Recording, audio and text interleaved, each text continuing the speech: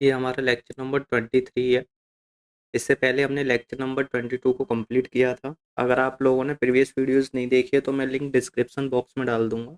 आप वहां से जाके प्रीवियस वीडियोस को वॉच कर सकते हो। इसमें हमने मार्च मंथ की एंट्रीज को कंप्लीट किया था।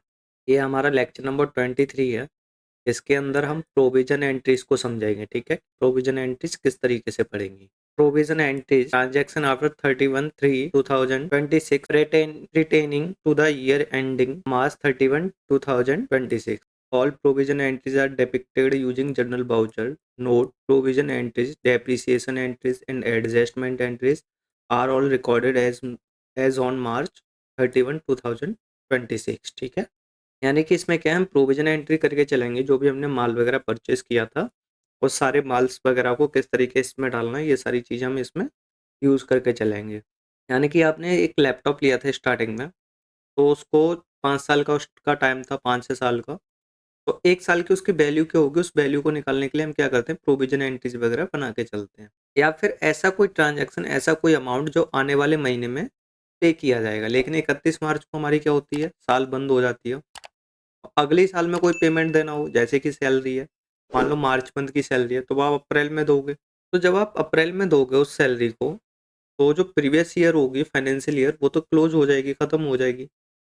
तो अगली साल में दिखाने के लिए, उनको एडजस्ट करने के लिए हम प्रोविजन एंट्रीज वगैरह बना के चलते हैं, जिससे कि हमारी बैलेंस शीट वगैरह जो वो एडजस्ट हो जाए मार्च के पूरे मंथ में। क्योंकि मार्च मंथ की सैलरी भी हमें उसे दिखानी होगी 31 तारीख को, लेकिन सैलरी जो दी जाएगी वो तो 1-2 तारीख में दी जाएगी अप्रैल में। तो इसलिए हम एडजस्ट करने के लिए सारा कुछ, उसके लिए हम प्रोविजन एंट्रीज बना के चलते हैं। ठीक है, जिससे कि जो हमारे मार्च मंथ के जो भी एक्सपेंसेस या जो भी चीज़ें रहेंगी जिनके लिए हम पे करेंगे, तो वो हमारा यहाँ पे एडजस्ट हो जाए। हम 31 मार्च में उसको एडजस्ट करके चलेंगे कि आने वाली नेक्स्ट ईयर में वो जो पैसा होगा उसको हम दिखा सकें। फाइनल क्लोजिंग करें तो उसमें शो करा सकें कि हाँ, इस महीने के भी पैसे इसमें पे किए जाएंगे और वो अप्रैल के अंदर पे होंगे। ठीक है, तो इसके लिए हम प्रोविजन एंट्रीज वगैरह बना के चलते हैं। तो देखते हैं हमारी प्रोविजन एंट्री किस तरीके से बनती है। अब देखो यहाँ पर है हमारा provision entry. 31/3/2026 mister Sharma raised N invoice for rate 25,000 on ultra solution for consulting service. यानी कि यहाँ पे इनवॉइस रेज किया है मिस्टर शर्मा ने 25,000 रुपये का ultra solution for consulting service को। ठीक है, उसके बाद है 31/3/2026 की, जिसमें प्रोविजन फॉर रेंट दिया गया है। उससे अगली में provision for salary, office maintenance charge दिया गया है। फिर मोबाइल फ़ोन बिल दिया गया है, अगली में कन्वेंस बिल दिया गया है, और यहाँ स्टारलाइन टूर्स के जो पैसे हैं वो दिए जाएंगे। इलेक्ट्रिसिटी बिल दिया जाएगा। तो ये सारा का सारा पैसा कब दिया जाएगा, जब अप्रैल मंथ लग गया। लेकिन 31 मार्च के बाद तो हमारी साल ही क्लोज हो जाएगी, फाइनेंशियल ईयर क्लोज हो जाएगी। तो इसके लिए हम क्या करते हैं, प्रोविजन एंट्रीज बना के चलते हैं। और डिटेल्स में पढ़ते हैं इसको नीचे, जहाँ पे इसकी परिभाषा दे रखी है, एक्सप्लेन कर रखा है इसको। तो इसको देख के चलते हैं। अगर आप लोगों को हमारी वीडियो अच्छी लग रही हो तो हमारी वीडियोस को लाइक करें, चैनल को सब्सक्राइब करें और बेल आइकन प्रेस करना ना भूलें, जिससे कि आने वाली वीडियोस का आपके पास नोटिफिकेशन शो हो सके। हमारे टेलीग्राम पेज को ज़रूर फॉलो करें, जहाँ से आपको ये पीडीएफ वगैरह मिलेंगे। और मैं शाम को 7:30 बजे लाइव क्लासेस लेता हूँ, तो आप 7:30 बजे मेरे साथ लाइव जुड़ सकते हो, जिसमें मैं आपको टेलीग्राम के बारे में समझा रहा हूँ। 3 महीने का कोर्स है जो कि बिल्कुल फ्री है। चलिए आगे चलते हैं। अब देखिए यहाँ पे इसकी परिभाषा है, प्रावधान प्रविष्टियाँ, प्रोविजन एंट्री। इनको हिंदी में बोला जाता है प्रावधान प्रविष्टियाँ, प्रोविजन एंट्रीज को। डेप्रिसिएशन एंट्रीज को बोला जाता है मूल्यह्रास प्रविष्टियाँ। ठीक है, और समायोजन प्रविष्टियाँ, एडजस्टमेंट एंट्रीज, वे जनरल वाउचर के माध्यम से दर्ज की जाने वाली प्रविष्टियाँ हैं। आपकी प्रोविजन एंट्रीज हो गई या डेप्रिसिएशन एंट्रीज हो गई या फिर एडजस्टमेंट एंट्रीज हो गई, ये सारी की सारी क्या, जनरल वाउचर के थ्रू दर्ज करने वाली एंट्रीज हैं। ठीक है, जो एक संस्था की सही वित्तीय स्थिति और प्रदर्शन को दर्शाने के लिए वर्ष 31 मार्च 2026 होगा, यहाँ पे 21 नहीं है, 2026 को रिकॉर्ड की जाती है। ठीक है, तो इस तरीके से रहेगा। तो इसके लिए हम इसको रिकॉर्ड करके चलेंगे कि 31 मार्च 2026 की जो भी डाटा रहेगा उसको हम एडजस्ट करके चलेंगे। प्रविष्टियों के प्रकार, एक प्रोविजन एंट्रीज, ये ऐसी एंट्रीज होती हैं जिनमें उस वर्ष से संबंधित संभावित व्यय हानि के लिए प्रावधान किया जाता है। यानी कि जो आपका व्यय हानि, एक्सपेंसेस या इनकम जो भी रहेगी आपकी, उसके लिए इसको यूज में लिया जाता है। यानी कि प्रोविजन एंट्रीज बनाई जाती हैं। प्रावधान का मतलब होता है प्रोविजन। ठीक है, याद रखना, जो अभी भुगतान नहीं हुआ है लेकिन भविष्य में होगा, यानी कि जिसका अभी भी पे भुगतान नहीं किया गया है, चाहे हमारे पास पैसा आ रहा हो या हमने किसी को दिया हो, जो अभी नहीं हुआ है लेकिन आने वाले टाइम पे किया जाएगा। तो जैसे कि हर महीने की हम सैलरी देते हैं, अप्रैल की सैलरी हमने कब दी थी? मई में दी थी, मई की सैलरी जून में दी थी, जून की सैलरी जुलाई में दी थी, इसी तरीके से हम मार्च की सैलरी कब देंगे? अप्रैल में देंगे। लेकिन इसी में हम प्रोविज़न एंट्री क्यों बना के चल रहे हैं? इसमें प्रोविज़न एंट्री हम इसलिए बना के चल रहे हैं क्योंकि हमारी फाइनेंशियल ईयर 31 तारीख को क्लोज़ हो रही है और 1 अप्रैल से न्यू फाइनेंशियल ईयर स्टार्ट हो जाएगी। यानी कि वहाँ पे स्टार्ट हो जाएगी। अभी हमारी कौन-सी चल रही थी फाइनेंशियल ईयर? 1/4/25 चल रही थी यहाँ पे हमारी फाइनेंशियल ईयर, ठीक है? कहाँ तक चल रही थी? 31/2026 तक, यहीं तक चल रही थी। लेकिन अब हमारी फाइनेंशियल ईयर यहाँ पे क्लोज़ हो जाएगी, तो दूसरी ईयर अब हमारी कौन-सी स्टार्ट हो जाएगी? 1/4/26। यहाँ पे कब क्लोज़ होगी ये? 31/2027, ठीक है? तो यहाँ पे ये हमारी ओल्ड वाली है और यहाँ पे क्या हो गई? हमारी न्यू वाली फाइनेंशियल ईयर स्टार्ट हो जाएगी। इसलिए क्या करेंगे? ये भविष्य में हो रहा है, यानी कि आने वाली फाइनेंशियल ईयर इसमें होगा ये। पैसा है वो किस मंथ का है? 31 मार्च का, ठीक है? इसलिए क्या करते हैं? प्रोविज़न एंट्रीज़ बना के चलते हैं। यहाँ संदेहास्पद ऋणों के लिए प्रावधान का मतलब है क्वेश्चनेबल प्रोविज़न, ठीक है? आयकर का यानी कि इनकम टैक्स के प्रोविज़न, ठीक है? गारंटी का आपको पता ही है, गारंटी के प्रोविज़न, गारंटी खर्चे के लिए प्रावधान उस तरीके से रहेगा, तो इसके लिए आपके यूज़ में रहते हैं। उसके बाद है हमारे पास 22 में मूल्यह्रास प्रविष्टियाँ, डेप्रिसिएशन एंट्रीज। ये प्रविष्टियाँ इस परिसंपत्तियों जैसे मशीनरी, फर्नीचर की लागत को उनके उपयोगी जीवन काल में विभाजित करने के लिए होती हैं। यानी कि आपने फर्नीचर खरीदा, मशीनरी खरीदी, लाइट फिटिंग की या कुछ भी आपने आइटम खरीदा है बिजनेस में, उसकी एक लाइफ टाइम होती है कि 5 साल तक यूज में आएगा, 6 साल तक के लिए या 8 साल तक के लिए। तो उसको क्या करता है, ईयर के अकॉर्डिंग उसके पैसों को तोड़ता है कि 1 साल के उसके पैसे कितने बन रहे हैं, ठीक है? एग्जाम्पल देखते हैं। मशीनरी पर मूल्यांश यानी कि मशीनरी की जो वैल्यू होगी, भवन या फर्नीचर पर मूल्यांश यानी कि कोई भवन या फर्नीचर है उस पर जो पैसे लगे हुए होंगे, जो उसकी वैल्यू होगी उसको हम तोड़ के चलेंगे, ठीक है? तो इसलिए हम क्या करते हैं? डेप्रिसिएशन एंट्रीज का यूज करके चलते हैं। आपको दोनों समझ आ गई होंगी, प्रोविजन और डेप्रिसिएशन एंट्रीज, ठीक है? प्रोविजन में हो रहा था कि जो भी पैसा अभी पे नहीं किया गया लेकिन आने वाले समय पे पे किया जाएगा, वो हमारी प्रोविजन एंट्रीज हैं। यानी कि इन फ्यूचर पे किया जाएगा, जिसका भुगतान होगा। और डेप्रिसिएशन एंट्रीज में है कि ऐसी कोई परिसंपत्तियां जिनका मूल्यांश है उसको हम क्या करेंगे? डिवाइड करके चलेंगे according two year, life time के अकॉर्डिंग। तीसरा है हमारे पास समायोजन प्रविष्टियां, एडजस्टमेंट एंट्रीज। ये एंट्रीज उस वर्ष की आय और व्यय यानी कि इनकम इनकम खर्चे जो भी आपका इसमें रहेगा उसको सही प्रकार से दिखाने के लिए होती हैं, ताकि वे सही अवधि में रिकॉर्ड हों। उदाहरण, बकाया या पूर्व भुगतान। कोई पैसा जो बकाया हो या फिर पूर्व भुगतान किया जा रहा हो, जैसे बकाया वेतन, सैलरी हो गई, बकाया किराया और रेंट वगैरह हो गया, यानी कि इंश्योरेंस हो गया, पूर्व भुगतान बीमा, समापन स्टॉक, क्लोजिंग स्टॉक का समायोजन हो गया। ये सब किसके अंदर आती हैं? आपकी एडजस्टमेंट एंट्रीज के अंदर आती हैं, ठीक है? यहाँ पे कुछ उद्देश्य दे रखे हैं। इन प्रविष्टियों को दर्ज करने का उद्देश्य यह सुनिश्चित करना है कि सभी आय और व्यय सह वित्तीय वर्ष रिकॉर्ड हो, यानी कि जो लास्ट की हमारी फाइनेंशियल ईयर होती है उसमें क्या आपकी जो बैलेंस शीट है वो बिल्कुल सही आनी चाहिए, बिल्कुल फिक्स आनी चाहिए, उसमें कोई भी पैसा बचना नहीं चाहिए जब हम फाइनेंशियल ईयर क्लोजिंग करते हैं, उसको एडजस्ट करने के लिए रहता है। सेकंड है, संस्था की वास्तविक लाभ हानि का निर्धारण हो सके, यानी कि जो संस्था में हमारी रियल में क्या प्रॉफिट हुआ है, क्या लॉस हुआ है, उसका हमें क्लियर पता चल सके। फोर्थ है, संतुलित और सटीक बैलेंस शीट तैयार की जा सके, यानी कि एक बिल्कुल सटीक बैलेंस शीट बन सके, संतुलित हो, जो कि बिल्कुल सही हो। उसके लिए हम क्या करते हैं? इन सारी एंट्रीज का यूज करके चलते हैं, प्रोविजन, डेप्रिसिएशन और एडजस्टमेंट एंट्रीज का, ठीक है?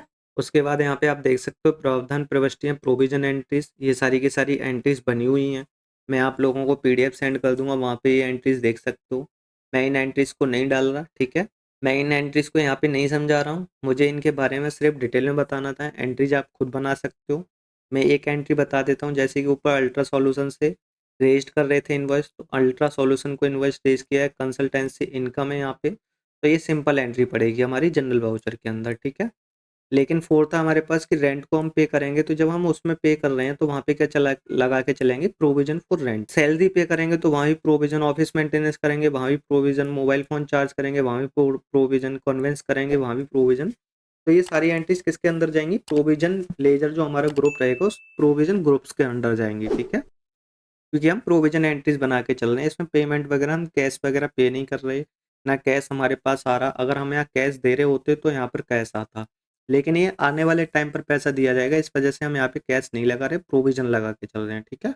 अब देखो यहाँ पर डेप्रिसिएशन एंट्रीज हैं, ठीक है। 31/3/2026, 31/3/2026 लैपटॉप लिया इसमें, स्मार्टफोन लिया, कूलिंग सिस्टम लिया है, लाइट फिटिंग कराई थी, ऑफिस फर्नीचर लिया था इसमें, ऑफिस इक्विपमेंट लिए थे, ठीक है। सीरियल नंबर से ये सब पड़े हुए हैं, असेट्स के नेम दे रखे हैं, डेट ऑफ परचेज दे रखी है। ये सारी चीज़ें मैं बता के चलता हूँ। जैसे कि यहाँ पे 6 आइटम है हमारे पास, लैपटॉप हो गया, स्मार्टफोन हो गया, कूलिंग सिस्टम हो गया, ऑफिस फर्नीचर हो गया, लाइटिंग फिटिंग हो गई, ऑफिस इक्विपमेंट हो गया, ठीक है। तो ये सारे के सारे आपके आइटम्स हैं। मैं जैसे कि सिर्फ लैपटॉप का बता के चलता हूँ। मान लो आपने लैपटॉप परचेज किया था, उसकी डेट क्या थी परचेज की, 2/4/2025, यानी कि महीना 4 2 तारीख को परचेज किया था हमने 2025 में। Value of last financial year थी, यानी कि जो हमने ये परचेज किया था उसकी वैल्यू कितनी थी, 20,500 रुपये थी, ठीक है। यूजफुल लाइफ ऑन ईयर्स, यानी कि इसकी जो लाइफ यूजफुल लाइफ दी गई थी वो कितनी दी गई थी, 5 साल की। आप इसको 5 साल तक यूज कर सकते हो, ठीक है। 5 साल से ज़्यादा इसकी यूजफुल लाइफ नहीं है, यानी कि एक लाइफ रखी जाती है। आप भले उसको ज़्यादा यूज कर लो या कम यूज कर लो, लेकिन एक लाइफ टाइम उसका दिया जाता है। तो इसका जो लाइफ टाइम दिया गया था वो कितना दिया गया था, 5 साल दिया गया था, ठीक है। अब उसके बाद आते हैं एनुअल डेप्रिसिएशन। अब इसको क्या करेंगे हम, मैंने जैसे कि बताया था कि डेप्रिसिएशन के अंदर हम उस ईयर को तोड़ के चलेंगे। तो यहाँ पर क्या कर रहे हैं हम, इसको 2000 20,500 को डिवाइड कर रहे हैं 5 से, ठीक है।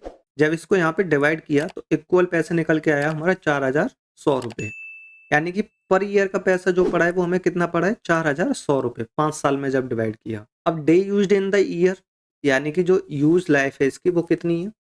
यूज लाइफ को देखा जाए 2/4/2025 से अब ये कब तक यूज हो रही है हमारी, ये यूज हो रही है हमारी 31 तक, 31/3 तक, ठीक है। 31/3 तक यूज हो रही है। तो ये कितने टाइम तक, कितने दिन के लिए यूज हुई है, तो ये यूज हुई है हमारी 364 के, यानी कि 364 दिन ये हमारी यूज में आई है, ठीक है ना। 2/4 को खरीदी गई थी, 31/3 को खत्म हो रही है, सिर्फ हमारी 1 अप्रैल ही तो रह गई, क्योंकि 1 अप्रैल को ये यूज में नहीं आई थी पिछली साल 2025 में, ये 2/4 को आई थी, ठीक है। और 31/3 पे खत्म हो रही है, तो एक दिन रह गया 365 में से, तो 364 दिन ये यूज में आई है। अब क्या करेंगे, इसकी जो जितने दिन के लिए ये यूज में आई है, ठीक है ना, 20,500 रुपये थी, जितने दिन के लिए यूज में आई है, तो ये तो टोटल दिन का पैसा निकला था हमारा 565 दिन का, 4,100 रुपये। अब इस 4,100 को क्या करेंगे हम, 364 में इंटू करेंगे, तभी तो हमें पता पड़ेगा कि टोटल वैल्यू क्या है। तो हम क्या करेंगे, यहाँ पे सी को डी से इंटू करेंगे। अब यहाँ पे क्या करेंगे, सी कॉलम को, यानी कि इस वैल्यू को 4100 रुपये को किससे इंटू करेंगे, डी से, यानी कि 364 में इंटू करेंगे, ठीक है। तो यहाँ हमने इंटू किया, उसके बाद क्या करेंगे, डिवाइड करेंगे 365 से। तो यहाँ पे ये जब वैल्यू पैसा इसका निकल के आ जाएगा तो उसको क्या करेंगे, 365 से डिवाइड करके चलेंगे। तो 365 से यहाँ डिवाइड कर देंगे इसको, तो नेट पैसा जो निकल के आएगा वो आएगा 40,000, वो 4,088 रुपये, ठीक है। ये पैसा हमारा निकल के आएगा। मैं आपको कैलकुलेट करके दिखा रहा हूँ कि किस तरीके से इस पैसे को निकाल के चल रहे हैं हम, ठीक है। मैंने यहाँ पर कैलकुलेट ओपन कर लिया है। अब मैं क्या करूँगा, सबसे पहले मैं स्टार्टिंग से बता रहा हूँ, ठीक है, कि ये जो वैल्यू है आपकी, यानी कि value of last financial year, और इसको बी को क्या कर रहे हैं, यहाँ पे डिवाइड कर रहे थे, तभी तो हमारे सी वाला कॉलम आ रहा था। ए में डिवाइड करेंगे बी का, यानी कि 20,500 में डिवाइड करेंगे हम 5 का, ठीक है। तो इसको डिवाइड करके देखते हैं। तो यहाँ पर देखो 20,500 डिवाइड बाई 5, ठीक है। तो यहाँ पर हमारे पैसे ये निकल के आ गए 4100, जो 4100 हमने यहाँ चढ़ा रखे हैं, ठीक है। उसके बाद करेंगे day use on of the, यानी कि 364 दिन ये हमारे यूज में आए, ये मैंने आपको समझा दिया है, तो आप इसको समझ जाना कि 364 दिन यूज में आए 365 दिन में से, क्योंकि 1 अप्रैल को हमने इसको नहीं यूज किया था, 2 अप्रैल को तो ये आया था हमारे पास, तो एक ही दिन रह गया हमारे पास, तो 364 दिन यूज हुआ है ये। अब चलते हैं इसमें। अब इसमें क्या कर रहे हैं, सी और डी को इंटू कर रहे हैं, यानी कि 4100 रुपयों को हम क्या कर रहे हैं, इंटू कर रहे हैं 364 से, ठीक है। और फिर उसके बाद क्या करेंगे, डिवाइड करेंगे 365 से, यानी कि पूरी साल से, ठीक है। तो उसमें पर डे के पैसे निकल के आ जाएंगे। तो हम सबसे पहले क्या करेंगे, 4100 रुपये को इंटू करेंगे हम, किससे करेंगे इंटू, 364 से, 364 से इंटू किया, तो ये कुछ पैसा हमारे निकल के आया है, जिसमें आया है आपका पैसा 14,92,400 रुपये, ठीक है। ये पैसा आपका निकल के आया। अब इसको क्या करेंगे, हम डिवाइड करेंगे 365 से, ठीक है। तो इसमें डिवाइड बाई 365, ठीक है। तो ये देखो आपका पैसा निकल के आ गया 4,088 रुपये, ठीक है। यहाँ पर 365 दिन के पैसे थे 4100 रुपये, और यहाँ 364 जब एक दिन कम किया गया तो कितने पैसे निकल के आए, 4088 रुपये 76, यानी कि समथिंग 12 रुपये हमारे क्या हो गए इसमें कम हो गए। ठीक है, यानी कि 12 रुपये पर डे के हिसाब से ये पड़ा कुछ हमारा। ठीक है ना, इस तरीके से हम क्या करेंगे, सारी की सारी डेप्रिसिएशन एंट्रीज को निकाल के देखेंगे। ये सब भी इसी तरीके से निकल रही हैं, तो अब आपको अच्छे से समझ में आ गया होगा कि डेप्रिसिएशन एंट्रीज को किस तरीके से निकाला जाता है। बनाया कैसे जाएगा ये मैं अभी आपको नीचे बता रहा हूँ। डेप्रिसिएशन एंट्रीज 31/3/2026 डेप्रिसिएशन हमारा डेबिट हो गया। जो भी आइटम आया था हमारा laptop, smartphone, cooling system, office furniture, lighting fitting, office equipment, तो ये सारे आइटम्स क्या है हमने यहाँ लिख लिए, क्रेडिट में कर दिए। अब जो भी हमारा यूजफुल लाइफ का पैसा निकल के आया था, यानी कि जितने दिन हमने इसको यूज किया था वो जो पैसा निकल के आया था, 364 दिन यूज किया था हमने लैपटॉप, तो 4088 रुपये आए थे, इनको लिखा। इसके 1682 रुपये आए। इन सारे पैसों को हम इसी तरीके से लिख लेंगे और इनको ऐड करने के बाद कितना पैसा आया हमारे पास, 16,390.66 रुपये। ठीक है, तो इस तरीके से हमारा पैसा निकल आया। तो आपको समझ में आ गया होगा ये एंट्री कैसे बनेगी। ये एक ही में बनेगी एंट्रीज, अलग अलग नहीं बनेंगी। ठीक है, आगे देखते हैं। हाँ, एक एग्जांपल दे रखा है जो मैंने अभी समझाया था। असेट्स नेम आपका लैपटॉप हो गया, डेट ऑफ परचेज 2/4/2026 हो गई, वैल्यू जो थी उसकी 20,500 थी, यूजफुल लाइफ उसकी 5 साल थी, एनुअल डेप्रिसिएशन जो निकला था 5 डिवाइड केस में तो 4100 रुपये आए थे, डे यूज जो हुआ था वो 364 दिन यूज हुआ था, और यहाँ पे जब इसको जो मैंने फॉर्मूला लगाया था इंटू डिवाइड बाई 365 तो ये पैसा हमारा निकल के आया था। इस जगह पे ये 4 होगा, 1 नहीं होगा, यहाँ गलत हो रखा है। ठीक है, इस जगह पर ये 1 नहीं होगा, ये गलत है, यहाँ पर 4088.76 होगा। ठीक है, तो इसको आप सही कर लेना। आगे चलते हैं इससे आगे। उसके बाद है हमारे पास एडजस्टमेंट एंट्रीज। ठीक है, यहाँ नेचर दे रखा है, पेमेंट डेट दे रखी है, पीरियड दे रखा है, अमाउंट दे रखा है, प्रीपेड पीरियड दे रखा है, प्रीपेड अमाउंट दे रखा है, अमाउंट फॉर करंट ईयर दे रखा है। ठीक है, जैसे कि एक मैनेजमेंट सब्सक्रिप्शंस लिया था हमने, एक इंश्योरेंस लिया था। ठीक है, डेट ऑफ पेमेंट डेट क्या थी इसकी, 6/7/2025 थी, इसकी 1/8/2025 थी। अच्छा, इसका जो पीरियड टाइम था वो 24 महीने का था और इसका जो पीरियड टाइम था वो 12 महीने था। अब देखो इसमें, देखो इसका जो अमाउंट है 2400 रुपये, इसका अमाउंट 7,000 रुपये हो गया। अब इसमें पीरियड अमाउंट में 1/4/2026 से 30/6/2027 तक कितने महीने बचे, 15 महीने बचे। ठीक है, 1/4/2026 से 31/7/2026 तक कितने महीने बचे, 4 महीने, यानी कि 12 महीने का टाइम था और इसमें कितने महीने बच रहे हैं, 4 महीने बच रहे हैं। इसका मतलब ये 8 महीने यूज में आ गया। ये 24 महीने का था, इसमें 15 महीने बच रहे हैं हमारे पास, तो ये कितना यूज हो गया हमारा, 9 महीने यूज में आ गया। ठीक है, तो इस तरीके से ये हमारा टाइम निकल के आ गया। अब प्रीपेड अमाउंट को क्या करेंगे, बी डिवाइड बाई ए, यानी कि इसको 2400 रुपये को डिवाइड करेंगे हम 24 से, 7,000 को डिवाइड करेंगे हम 12 से। ठीक है, तो उसके बाद पैसे निकल के आएंगे और फिर उसको इंटू किससे करेंगे, सी से, यानी कि इसमें 15 में हम क्या करेंगे, इंटू करेंगे। ठीक है, तो यहाँ पे 4 में इंटू करेंगे। तो मैं आपको करके दिखाता हूँ कि किस तरीके से इंटू है और ये पैसे किस तरीके से निकल के आएगा। ठीक है, तो देखो ये 2400 रुपये हमारे। ठीक है, ए कॉलम को इंटू करेंगे, डिवाइड करेंगे बी कॉलम से, यानी कि यहाँ पे क्या हो रहा है, ए कॉलम बी कॉलम से डिवाइड हो रहा है। ठीक है, तो मैं पैसे लेके चलता हूँ। अब यहाँ पर जो है हमारा ये 2400 रुपये का है, डिवाइड किया 24 से, 100 निकल के आया। अब इसमें ये क्या बोल रहा है, 100 निकलने के बाद इंटू करना है सी से, इसको अब यहाँ पे क्या करूंगा, इंटू करूंगा इससे। ठीक है, तो सी से अब मैं क्या करूंगा, इंटू करूंगा, इंटू का साइन लगाया। अब जो इसमें पैसा आ रहा है वो कितना है हमारा, 15 है, 15 मंथ बच रहे हैं, 15 को मैं क्या करूंगा, इसमें इंटू करूंगा, तो 15 एंटर किया मैंने।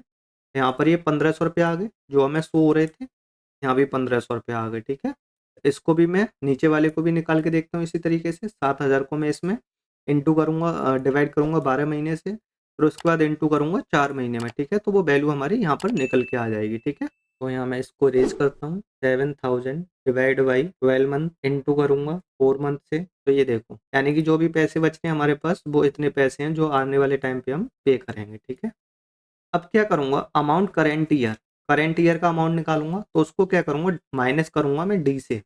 ठीक है, डी कॉलम को इसको क्या करूंगा, इस वाले कॉलम से माइनस करूंगा, यानी कि जो अभी हमें पे करना है उस पैसे को, जो करंट पैसा था, जो पैसा हमने पे किया था उसमें से माइनस करना है, तो हमारा जो पैसा यूज हो चुका है वो आएगा। ठीक है, तो मैं इसको यहाँ से क्लियर करता हूँ और यहाँ करता हूँ 24 माइनस करूंगा 1500। ठीक है। तो यहाँ पे ऐसा निकल के आएगा 900 रुपये, यानी कि इस साल जो हमारा यूज में आ गया वो 900 रुपये यूज में आ गए हैं। समथिंग 900 रुपये का काम हो गया, ठीक है। 900 रुपये की वैल्यू लग गई इस साल में।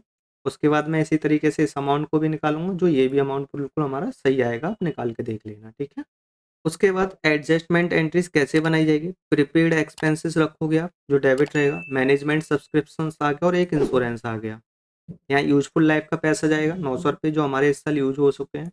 46,666.67 जो हमारे यहाँ पर यूज हो चुके हैं, और दोनों को ऐड करेंगे तो ये हमारा अमाउंट डेबिट साइड पहुँच जाएगा, ठीक है। इस तरीके से इसकी एंट्री बनेगी। अगर आप लोगों को वीडियोज़ अच्छी लग रही है तो हमारी वीडियोज़ को लाइक करें, चैनल को सब्सक्राइब करें और बेल आइकन प्रेस करना ना भूलें, जिससे कि आने वाले टाइम पे आपको नोटिफिकेशन शो हो जाए।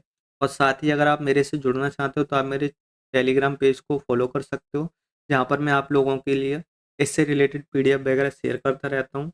और इवनिंग में हमारी 7:30 बजे से लाइव क्लासेस चलती हैं, जो कि आपके लिए बिल्कुल फ्री हैं, कोई चार्जेस नहीं है, तो आप हमारे साथ लाइव क्लासेस में भी जुड़ सकते हो। और ट्रिक एंड टिप्स सीखने के लिए आप हमारे CPSSH इंस्टाग्राम पेज को भी फॉलो कर सकते हो।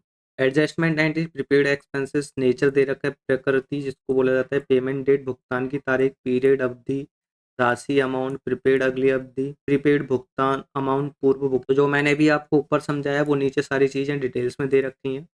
मैं उसको एक बार आपको पढ़ के बता दूंगा किस तरीके से, और आप अच्छे से पढ़ लेना, ठीक है। जैसे कि यहाँ दे रखा है कि नेचर क्या है, इस कॉलम में उस खर्चे का प्रकार दिया गया है जैसे आप समायोजित यानी कि एडजस्ट कर रहे हैं। जैसे इसमें दो खर्चे हैं, मैगजीन नहीं है यहाँ पे, मैनेजमेंट सब्सक्रिप्शन है, और ये इंश्योरेंस है, ठीक है।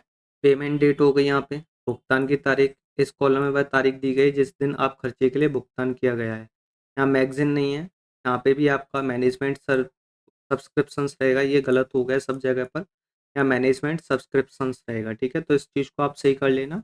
तो इस तरीके से रहेगा ये। यहाँ पे ये सारी चीज़ें जो मैंने आपको समझाई हैं, वो सारी चीज़ें यहाँ डिटेल में दे रखी हैं, जिससे कि आप अगर भूल भी जाओ तो यहाँ से पढ़ के आपको समझ में आ जाए कि किस तरीके से डेप्रिसिएशन एंट्रीज को निकाला जा रहा है, एडजस्टमेंट एंट्रीज को निकाला जा रहा है, ठीक है। उसके बाद है हमारे पास अदर एडजस्टमेंट एंट्री, जिसमें 31/3/2026 प्रोविजन फॉर इनकम टैक्स का यहाँ पैसा दे रखा है, सिंपल सी एंट्री बनेगी। क्लोजिंग स्टेशनरी 5,000 रुपये है। Transfer balance withdraw account to capital account, ठीक है। यहाँ पे क्या किया गया है, जो आपने ड्राइंग करी है उस ड्राइंग को किस में पहुँचाया गया है, कैपिटल अकाउंट में पहुँचाया गया है, ठीक है।